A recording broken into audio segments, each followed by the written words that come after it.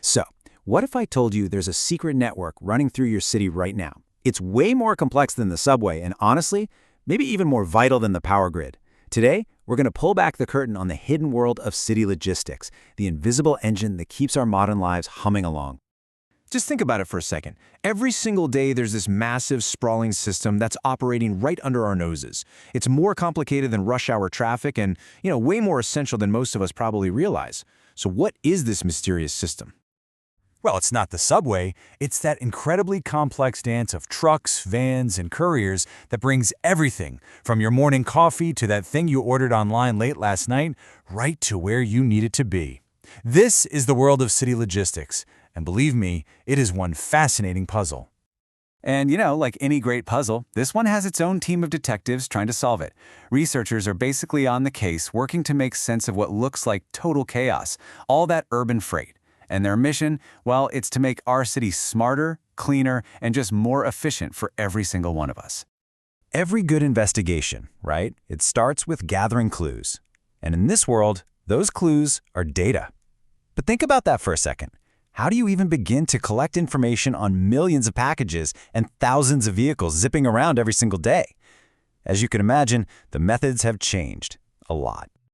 Let's just look at how different things are now. Over on the left, you've got the old way. Literally people on the street with clipboards doing interviews. I mean, it worked, but it was super slow, really expensive, and of course, you're going to have some human error. Now contrast that with the right side, today's approach.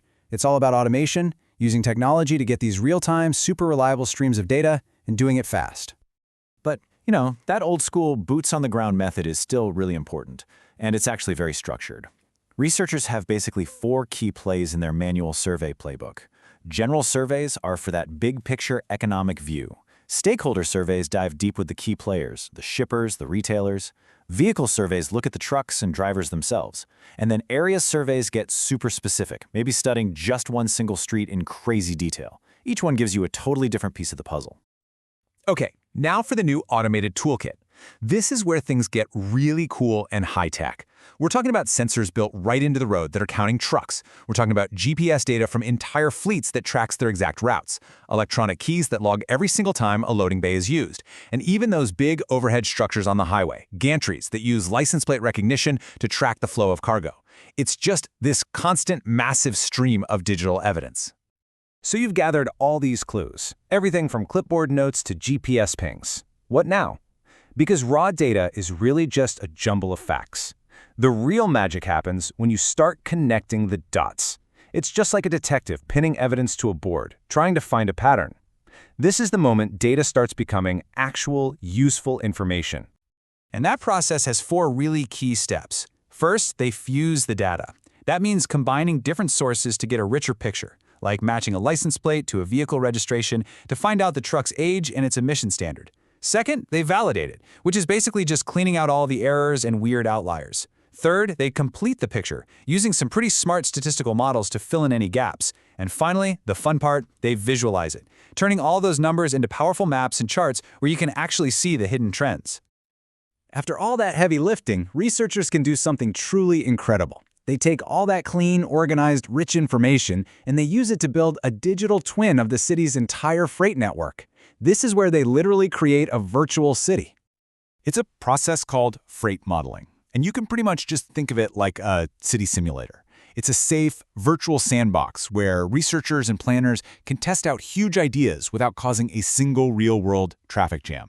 I mean, it's just a brilliant example of the power of all that data collection. With these models, policymakers can ask some really powerful what-if questions, What if we only allowed electric trucks downtown? What if we started using delivery drones after 10 p.m.? A simulation could show that, hey, adding new loading zones might cut double parking by 10%, but, oops, it might also increase traffic on a nearby street by 5%. This lets them tweak the policy before it ever messes with your commute.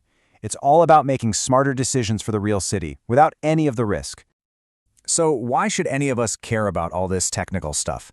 Well, because the results of this research don't just sit in a lab somewhere. They have a direct impact on our daily lives. And connecting this whole complex process back to our own experiences, well, that's what makes it so important. So what's the payoff in the end? When cities use this research to make smarter choices, it leads to real, tangible benefits for all of us. We're talking less traffic on your morning commute.